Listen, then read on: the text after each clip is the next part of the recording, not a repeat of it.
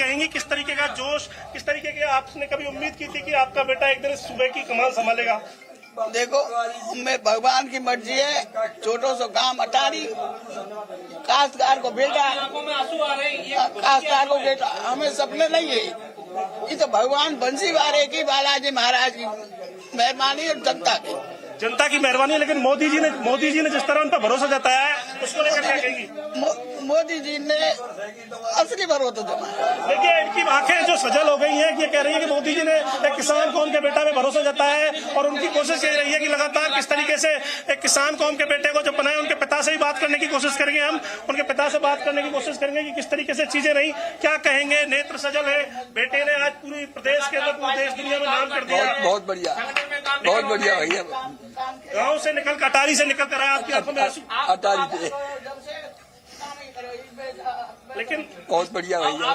लेकिन लगातार जिस तरीके से कभी आपने सोचा था कि आपका बेटा एक दिन सूबे के मुख्यमंत्री बनेगा? भैया, भगवान की मर्जी कोशिश है, माँ की मर्जी है, क्या करें। देखिए, आपने सुना कि भगवान की मर्जी है और मोदी जी के लिए कहा कि मोदी जी ने किसान कौम के बेटे को मौका दिया है, इस तरह की बात उन्होंने कही है। और यहाँ पर लगातार कार्यकर्ताओं में जोश है। उनके माता पिता, बूढ़े माता पिता यही रहते हैं। भरतपुर का जवाहर नगर का ये इलाका है जहाँ भजन लाल शर्मा का घर है, यही उनका दफ्तर है। 4 बार से प्रदेश महामंत्री पार्टी में थे और लगातार यहाँ आते थे और हर शनिवार इतवार वो गिरिराज जी की परिक्रमा करने जाते थे। और लगातार पहले उनके राजनीतिक जीवन की बात करें तो अटारी में वो सरपंच। खास तस्वीरें इस समय हम आपको दिखा रहे हैं। भजन लाल शर्मा राजस्थान के नए मुख्यमंत्री होंगे, उनको सम्मानित करते हुए, उनको फूल देते हुए, बुके देते हुए, और विधायक दल के नेता के नाम की घोषणा हो चुकी है। और राजस्थान में भी वही सरप्राइज फैक्टर। रवि का मैं रुख करना चाहूंगी। रवि त्रिपाठी मेरे साथ लगातार बने हुए हैं। रवि, मैंने एक सवाल रविंद्र से पूछा था। तमाम जो बड़े कद्दावर नेता हैं और संघर्ष कर वो इस ऊंचाई तक पहुंचे, आज लगभग 3 बड़े राज्य और 3 बड़े नेता हाशिए पर हैं। इसको कैसे समझा जाए, कैसे देखा जाए? देखिए, 2 बातें हैं। एक बात तो यह है कि पार्टी को अपनी नई पीढ़ी तैयार करनी है, नए नेता तैयार करने हैं और ये मौका होता है जो पार्टी मजबूत स्थिति में है तभी ये काम कर सकते हैं, चाहे वो कांग्रेस रही हो चाहे बीजेपी हो, दोनों में ये परंपरा रही है। दूसरी बात जो आमतौर पर चर्चा होती है कि प्रधानमंत्री मोदी के बाद कौन होगा नंबर 2।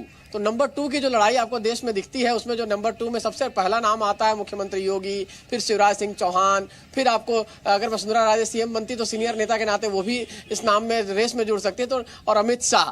तो इस नंबर 2 के रेस को कम किया जाए, छोटा किया जाए, इसमें रेस में बहुत ज्यादा लोग ना रहें। एक चर्चा ये भी है कि अमित शाह अपने आप को नंबर 2 मानते हैं और मानते हैं कि इसके बाद वो प्रधानमंत्री के दावेदार होंगे प्रधानमंत्री मोदी के बाद। तो वैसी स्थिति के लिए भी कहा जाता है कि लोगों का अगर पत्ता कट रहा है तो एक वजह ये भी है कि ये लोग बड़े दावेदार आने वाले समय में हो सकते हैं। तो योगी और प्रधानमंत्री मोदी नहीं, अमित शाह की लड़ाई जग जाहिर है। हालांकि अब पब्लिक में नहीं आती है, लेकिन सबको पता है कि किस तरह से कहा जाए, क्या कहते हैं हम लोग उसको, जो कोल्ड वार चल रहा है, कोल्ड वार दोनों के बीच में चल रहा है। और सबकी जानकारी में है, चुनाव से पहले भी ये कोल्ड वार दिखा था 2022 से पहले, उसको शांत करने की कोशिश की गई। प्रधानमंत्री मोदी ने इंटरवीन किया उस मामले में, योगी जी को बुलाया गया दिल्ली। तो कहीं ना कहीं ये एक मामला भी चर्चा में रहता है कि नंबर 2 में कौन होगा, और अगर रास्ते में कोई है तो उनको पहले ही रास्ते से हटा दिया जाए। तो शिवराज सिंह एक बड़ा नाम है, ओबीसी का नाम है, 4 बार के मुख्यमंत्री रहे थे और वो दावेदार हो सकते हैं प्रधानमंत्री पद के, अगर प्रधानमंत्री मोदी के बाद की चर्चा की जाए तब। बाद की मतलब कब तक रहेंगे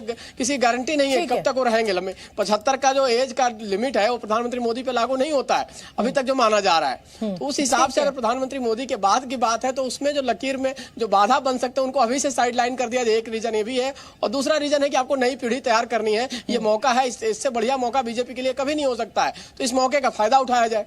बिल्कुल ठीक है रवि, आप बने रहिए मेरे साथ। और भजन लाल शर्मा के परिवार की प्रतिक्रिया हमें मिल गई है, वो एक बार सुनवा देते हैं अपने दर्शकों को। 5 लोग जमा हो गए, क्या कहेंगी? बहुत बढ़िया, बहुत खुशी की बात है, बहुत खुशी की बात है। बेटा, ऐसा बेटा सब कोई पैदा करे। देखिए, सबको ऐसा बेटा पैदा करे, इस तरह की बात करे। बाबा खुशी, भाई की मेहरबानी पर। देखिए, आप पिताजी आप बताएंगे लगातार